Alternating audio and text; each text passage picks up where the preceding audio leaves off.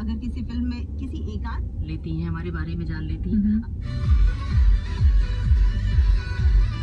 आवाज तो नहीं है, हवा बहुत तेज हो रही है। ड्राइव ऊपर किया मैं घर का कागज लगा रहा हूं पूरी करने के लिए। चल तू तो निकाल, तू जो इधर से निकालेगा।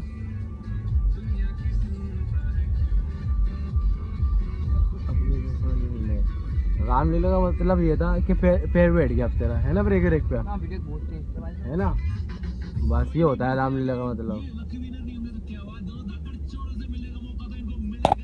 यार हाथ पता नहीं क्यों कांपता है इतना, जबकि कप्तान करता भी नहीं है कुछ। कोई टूटा हुआ डर था।